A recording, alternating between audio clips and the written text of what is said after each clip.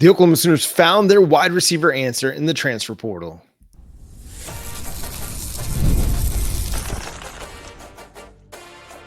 You are Locked On Sooners, your daily podcast on the Oklahoma Sooners. Part of the Locked On Podcast Network, your team every day. What's up, Sooner Nation? Welcome to Locked On Sooners, and thank you for making Locked On Sooners your first listen every single day. Shout out to all the everydayers out there. This episode is brought to you by Monarch Money. Take control of your finances with Monarch Money. Use code LOCKEDONCollege at monarchmoney.com for 50% off your first year at monarchmoney.com. He's Jay Smith. I'm John Williams, and thanks again for making Locked On Sooners your first listen. We're part of the Locked On Podcast Network, your team every day. The Oklahoma Sooners have been in pursuit of a wide receiver in the transfer portal, and they got their guy. Jer'michael Carter committed to the Oklahoma Sooners on Wednesday, picking Oklahoma over Baylor. Vanderbilt had overtures from Tennessee, but the Sooners get their 6'4", 192-pound wide receiver from McNeese State. We needed it. Thank goodness we got another W. It was one of those we were expecting Oklahoma to figure something out. And having a really good insurance policy from a young guy that has a lot of upside, low risk, high reward type situation, Jer'michael Carter is one of those. He looks monsterly. You know, I tweeted out one of his highlights, so you can find me on the X-Bird Unfair Sports, and you can watch some of his highlights. John, they may have found themselves a diamond in the rough. Dude's a dog. Like, they had one play where he was running out of the backfield like a running back against Texas A&M, and I was like, oh, wow. Against A&M, you can do that? Okay. I will accept it. So now the question we have to ask ourselves is, what is he going to look like in this lineup? But first, we've got to praise the fact that when you look at the statistics, didn't he account for like 20-something% of their receiving yards? Yeah, he accounted for 22% of their passing total in the passing game. He led them in receptions, yardage, touchdowns. No other player on McNeese's roster had more than one touchdown reception. He had 3. He averaged 14 yards per catch. If you go look at him, and you can find his highlights on YouTube and on social media, he plays big. I mean, he's a physical guy. He's not afraid of contact at the catch point. He's someone who's going to fight through contact to get the ball. And he does run a variety of routes. Like, he's not just running a 10-yard comeback and a go. He's running everything. He's running drags. He's running deep ins. He's running the outs. He's running the curls. He's running the goes, running the fades. He is a guy that can run a lot of things. So I'm excited and I'm encouraged by what Oklahoma found. Again, it's one of those diamond in the rough additions, but if he can come and he can translate his game to the Oklahoma Sooners and to the SEC level, they've got a player, and he's got 2 years of eligibility. So it's not like they've got to find a boom or bust opportunity for him now. No, they can continue to develop him, let him grow into a role. And if it's not this year, then maybe it's next year in which he has a breakout performance for the Sooners. But he gives you immediate help on the outside right now, as you're still working to get back Javonte Gibson and Jaden Gibson on the outside. You're still working to develop your guys like Zion Kearney, Ivan Carrion, Elijah Thomas, and Emmanuel Choice. This gives you a dude with, again, more than 500 yards of receiving at the collegiate level and some production that you can rely on. If these guys aren't ready, you've got somebody with production that can step in and potentially step into a role. Yeah, he looks like he can actually produce at this level too. He comes across as he's got some dog in him. Like he cares, and he does a good job of separation, especially when you watch the film. So not to overhype him too much as if he's going to be like the nation's top wide receiver or anything. But he is 6'5", 192 pounds. So he is another giant. I mean, we've been hearing nothing but great things about Javonte Gibson and what he's able to do, and he comes back healthy with a Jaden Gibson. I think that Jer'michael Carter can add another dynamic, like you said, to the outside. You've got a lot of young players, but you still got like Keontez Lewis, who's probably going to see a substantial amount of burn when he's healthy. Same thing with Zion Kearney. So there's a good chance he could land in the 2 deep, even with Jaden and Javonte coming back. So there's a good chance of that happening, while at the same time, I think what warms my heart in all of this is that, or excites me, is he'll be ready to play in August. That's what's most important. Yep. He'll be there at fall camp, ready to go, while we let the other guys slowly come back. If both are cleared August 1st, I expect them to take the entire month to get them go up and running and then put them in contact when actual games happen. No point in putting them in contact with our current players. Use who you got and then bring those dudes in literally like right before the Illinois State game. Make that the first game they play. I think that'd be a plus. Well, I think it gives you a little bit, a bit of a luxury to take your time with Jaden Gibson. And I think that's the key here. Those ACL injuries, yeah, the year is about the timeline and August would be a year for him. But since he already had a setback in spring, I don't want to be in any situation where I feel like I have to rush him back because I don't have enough talent or enough depth at wide receiver. Now you can take your time now. And same with Giovanni as well. You can take your time. If those guys aren't 100%, you don't have to put them back in the practice field, in the lineup. You don't got to worry about getting them back on the field. You've got more depth now that you can rely on. And the other thing about this is I think he's a good player and you see it on the highlights. Like he's not just winning, he's really winning. He's making those guys that he's playing against look like FCS competition. And he's looking like a guy that's like, hey, I'm bigger than this. Like, this is not where I'm supposed to be. But I like that he's not a guy that's necessarily going to stop progress for a Zion Kearney or for Elijah Thomas. Like if those guys continue to develop in this offseason, this summer, they get stronger, faster, bigger, they have a better rapport with John Mateer and they earn an opportunity to be in the starting lineup in fall camp. They're not going to say, well, no, we brought in Jer'michael Carter and now he's got to start. No, you can start whoever the best guys are. And that's a good thing to have. Like you just let the competition play out and see who rises to the top. Yeah, that's what's most important is you want to make sure that you have competitive depth, as we would say. Yeah.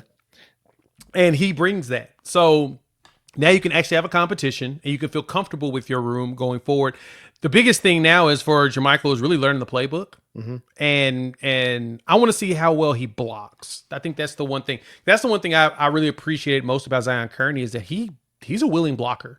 And he showed it a lot throughout this season as he was playing, even as a true freshman. He figured it out. He was a willing blocker. Now, I'm hoping Jer'michael is similar. If we can just get just enough holes for Jaden Ide or Xavier Robinson or Javante Barnes to get out there, we could have a really good season. So, not overhyping it. I'm just excited at the fact that we've got another big-bodied wide receiver that's willing to go up there and make a catch.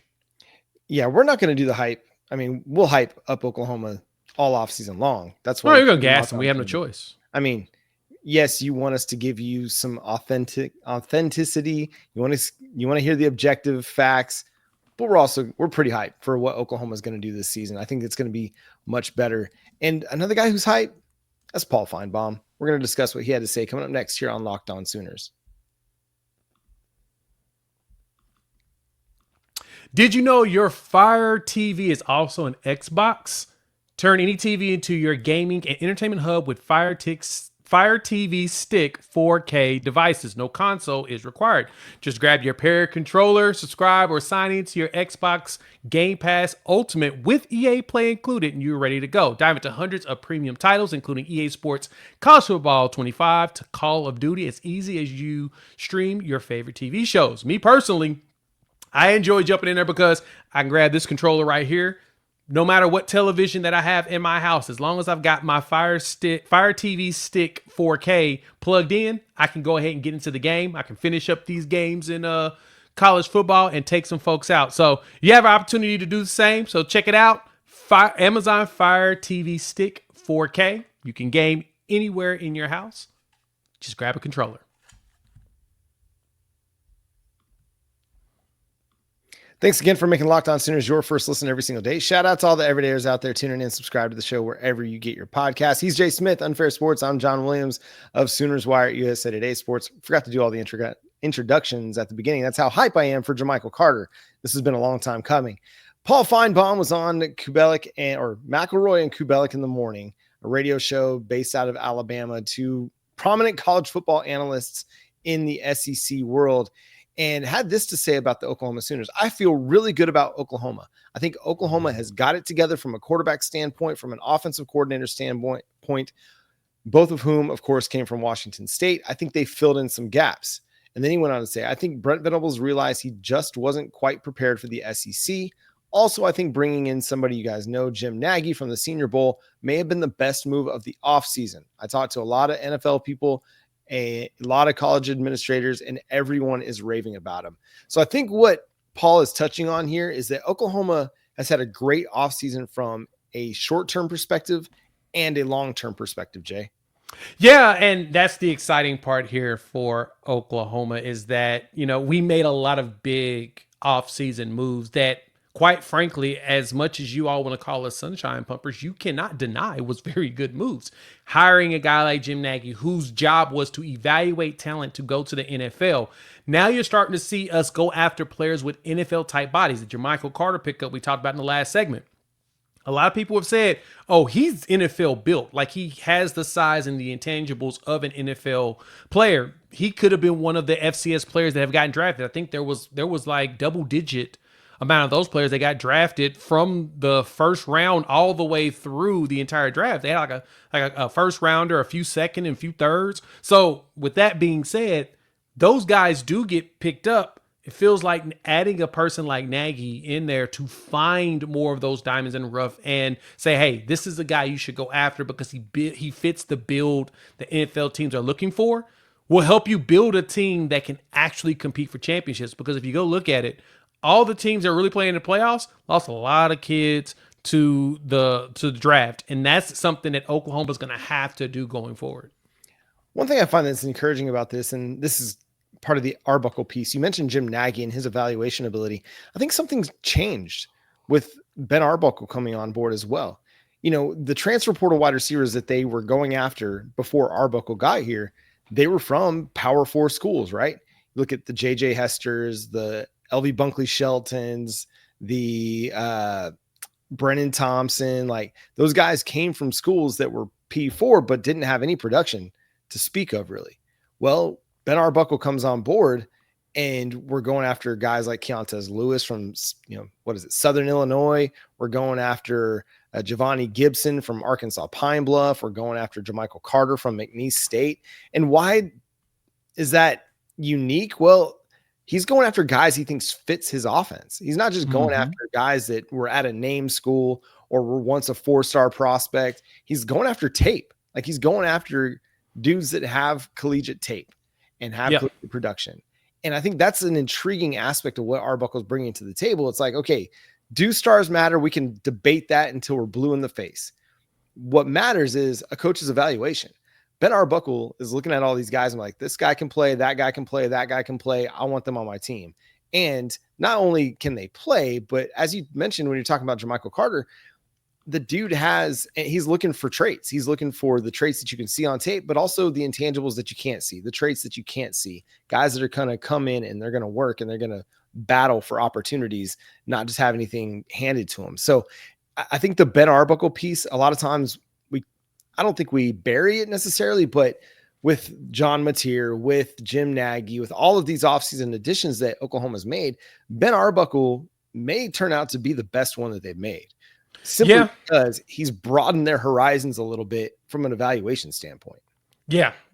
Having Arbuckle find guys that fit perfectly in his offense and then having Nagy say, hey, that guy definitely has NFL potential. It's a good combination to have. And then Brent Venables, same thing with the way that he's always evaluated defenders. He's been putting a lot of dudes in the league over, the years. And so because of that, now he's starting to do the exact same thing, hunting for those diamonds in the rough while also finding some of the top tier talents, those guaranteed hit type players. I mean, you work your butt off to keep talent in-house. Retention is just as important as acquisition. That's the one thing I think a lot of fans don't understand. Sometimes you're not moving a lot around in the portal itself because you're retaining the talent you have that can do the job. And we have a lot of that. We lost you lost one DB that was critical, right? And Billy Bowman. I think, Woody Washington was a really good mentor and leader. He had his moments where you're like, you use somebody else, but you lose a Billy Bowman, you use a Danny Stutzman, and you lose 3 edges. but you still have that secondary in place for the most part. Eli will be healthy by season start. Sounds like Gentry Williams is going to be back to his old self, or he's going to be able to run and play defense. We'll see if he's able to tackle or whatnot. But Kendall Dobie looks like he's ready to go too. So you're starting to get back all of that. Now you just want to make sure that you retain and keep that talent on top of finding players that can fill holes. And you did that. Kendall Daniels, you added in Marvin Jones Jr., right? So you're starting to fill some little holes that you needed to fill. But the big thing is that Brent Venables knows what NFL talent looks like. Jim Nagy does. And now Ben Arbuckle is able to add that, as you said, into his offense. It's going to be nasty.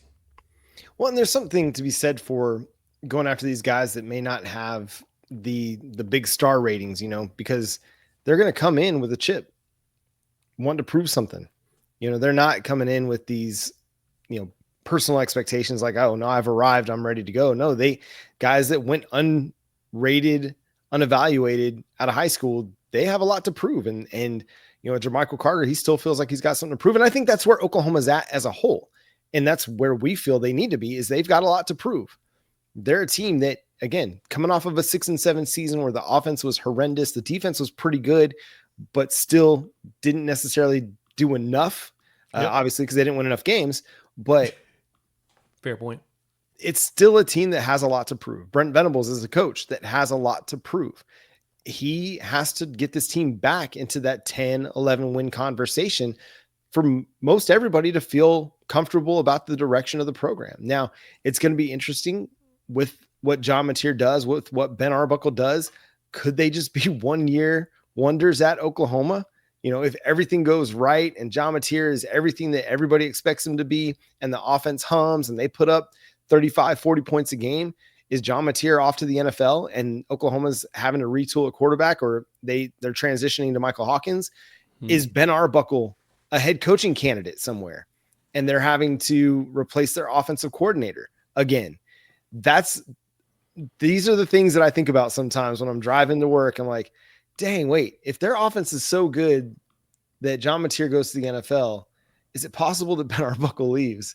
In which case, Board of Regents, get that raise ready for our guy to keep him in-house for a little bit longer before he goes get a head coaching job. Yeah, and that's kind of a good problem to have. You kind of want your coaches to be in demand. At the same time, you don't want to lose them, and I'll say it this way. Sooner fans will be mad if Ben left to go get himself a head coaching job if we do have a really elite offense. While at the same time, Sooner fans would have to understand that we wouldn't be able to afford to keep him unless, you fire Brent Venables. So you make a choice. Your defense shows up in elite and your offense shows up elite. Which one do you want? Now, the one thing is that we've learned in college football is a lot easier to find offensive coordinators, especially with innovative offenses, than it is to find defensive coordinators that can continuously be really good. I mean, that's why Nick Saban and Kirby Smart, were long tenures in their jobs. They came in, and Nick Saban went through a lot of offensive coordinators. I mean, go look at the numbers. I think he went through like 8 of them in his 16 years of coaching. It was an average of 2 years. I mean, heck, Brian Daboll was one of his offensive coordinators. He was the offensive coordinator for Jalen Hurts, and nobody even remembers that. Yeah. That's the crazy part. He had to go through so many of them because he had to continue to reinvent himself. The one side of the ball you have to reinvent yourself the most on is always offense. Defense, you don't as much. Defense, you get big dudes that are the strongest, the fastest, the most physical, and you're going to be just fine. Mm-hmm. Offense, you've got to change things up because the defensive coordinators are NFL caliber defensive coordinators, so they're going to figure you out. And so you can't just walk up there with the same thing every year and think it's going to work. You're going to have to reinvent yourself. So to me, you want Ben gone in 2 years, and you want to bring in somebody else that's got a nice, innovative offense from either another conference or somebody young, up and coming, or somebody on staff. You never know. You may have somebody on staff that's starting to build their resume up to be able to do something similar, and you go from there. But the hardest thing to do is replace a DC and think you're going to be good. Because believe me, a lot of teams are struggling with that. I want to figure out a way to keep Ben Arbuckle around long enough for him to be the next head coach. Is that crazy? That might be crazy.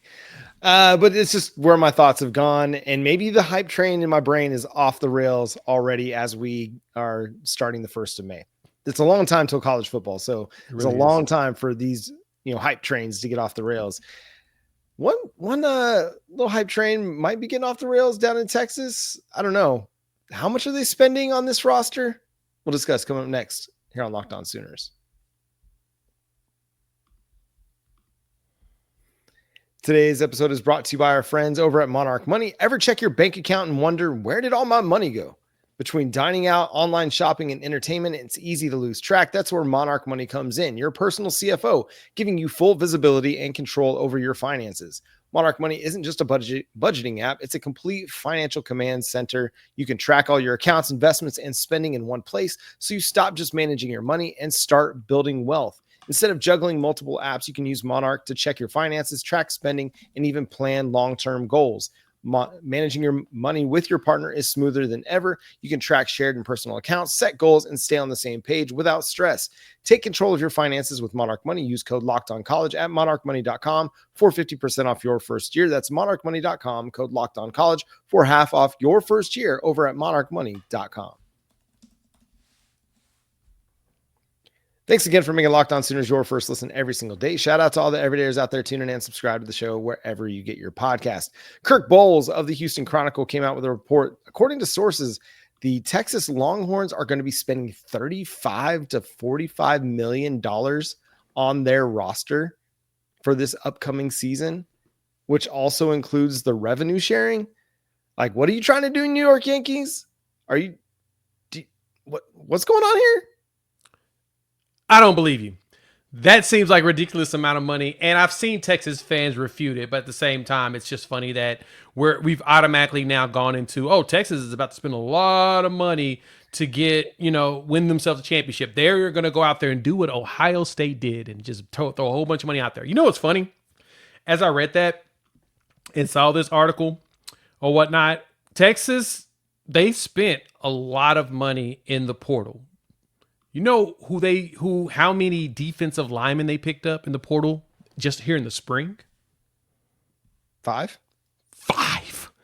That's a lot of defensive linemen to go pick up.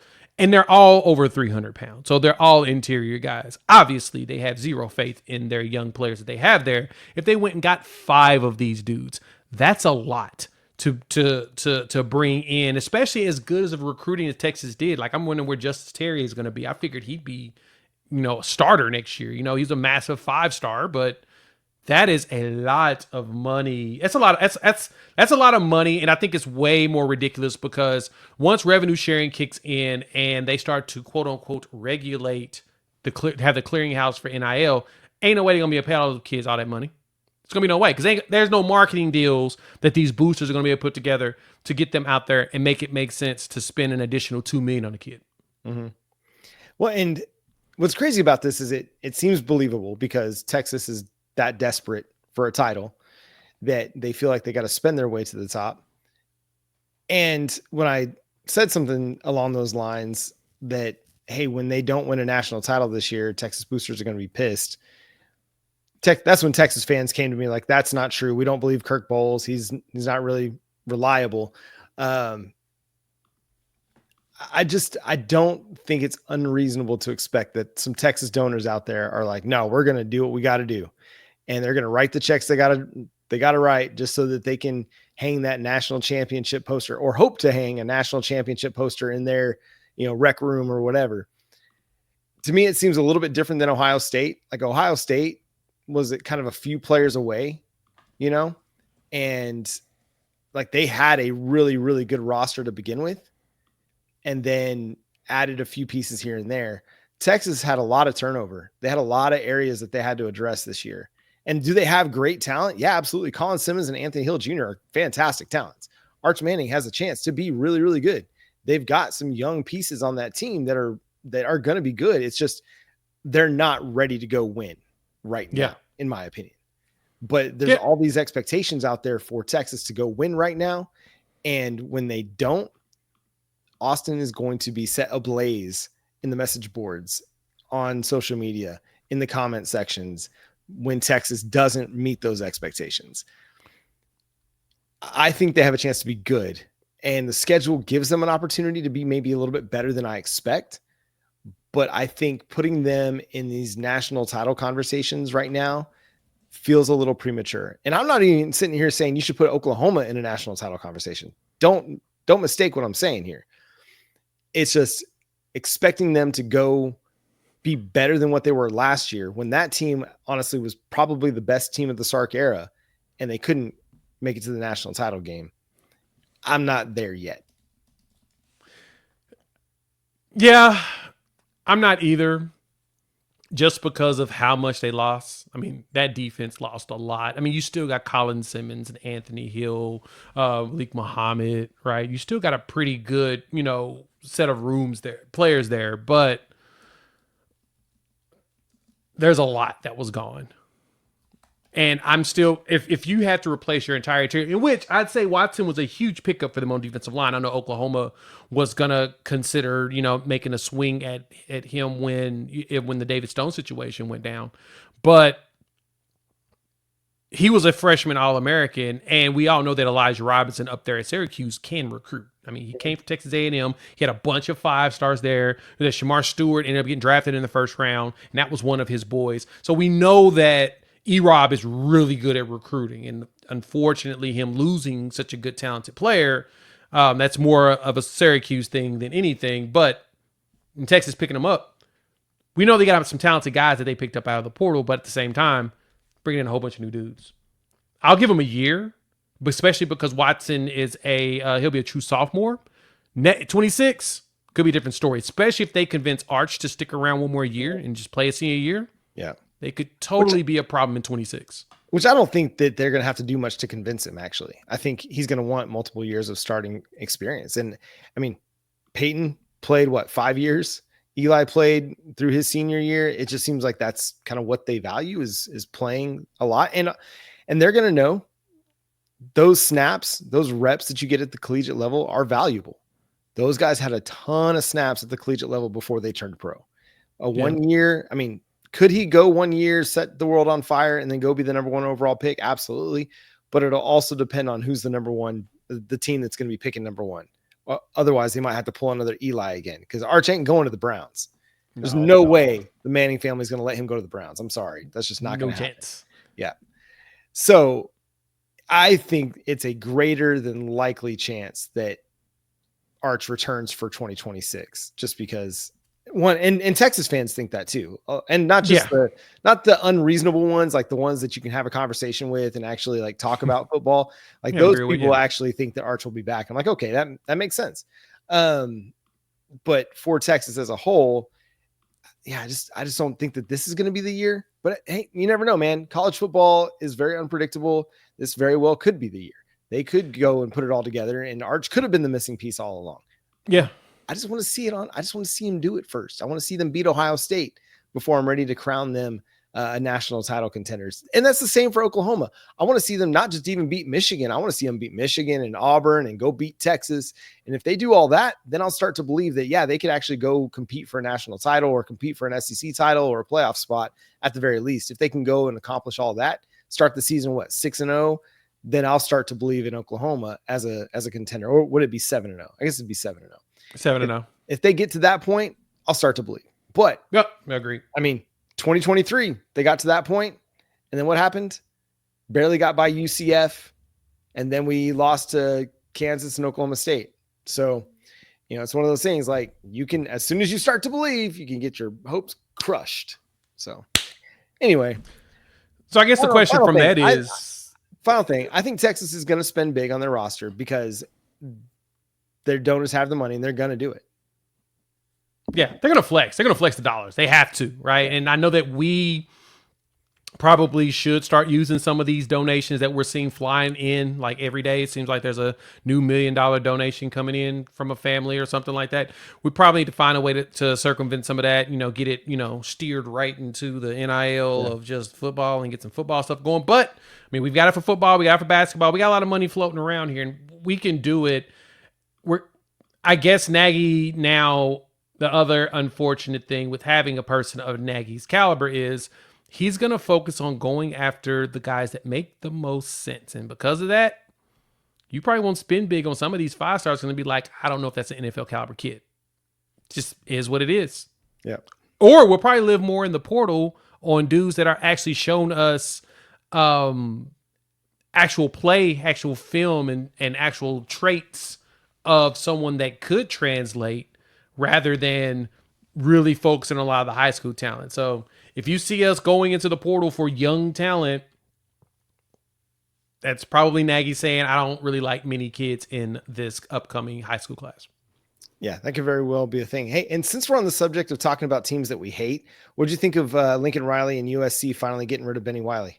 That's still the funniest thing in the world to me. I know Sooner fans were having a blast with it. I'm looking on social media, just cracking up, like, yeah, y'all are really out here losing your minds on it. Which I get it. Everybody hated the dude and felt like he was kind of the cause. Now, granted, a lot of people are blaming Schmitty today for other things out there. So, that's neither here nor there. Either you want him to be tough or you don't want him to be tough. Make your decision. And we show we have a lot of physicality when healthy. So what we need to do is continue to keep showing physicality and go out there and just hopefully be healthy and make it happen. So congratulations, USC. You may actually now ascend to be something special next couple of years. I just thought it was funny that people are praising Lincoln Riley for a move that he should have made 6 years ago. Yeah. Like, I'm sorry. It's kind of if your 401k is tanking for 6 years and you don't make any changes to that, you don't get praise for it. You need to be asking the question, why didn't you make a change sooner? And listen, so I found that funny, and well-respected people in sports media were trying to applaud Lincoln Riley for making the move. And I'm like, dude, this is way too late. His reputation has already been sullied because they don't have a team that is considered tough. That's the Lincoln Riley reputation right now. But anyway, yeah, sure. Yeah. Any other teams that you want us to talk about here on Locked On Sooners? Make sure you let us know in the comment section. We'd love to hit on your favorite team to hate on. We got to talk about Mizzou at some point. Yeah, we'll talk about Mizzou at some point. We'll talk about how Oklahoma State misses Oklahoma at some point. And, we'll just bury all the Big 12 teams eventually because they really want Oklahoma back, but it's not going to happen, guys. I'm sorry. But that's going to do it for today's episode of Locked On Sooners. Thanks so much for tuning in, being a part of the show. Subscribe to the show wherever you get your podcasts. We're free and available on all podcast platforms and on YouTube. So hit that subscribe button and that notification bell to let you know when new episodes drop. Follow Jay at Unfair Sports. Go check out his channel, Unfair Sports, over on YouTube. You can follow me at John9Williams. You can read my work covering the Sooners over at SoonersWire.com. The show is at Locked On Sooners on all of your favorite social media platforms. But until next time, he's Jay Smith. I'm John Williams. We'll talk to you then. Boomer Sooner. Oh, don't worry. We about to roast all of y'all this off season just for the fun of it.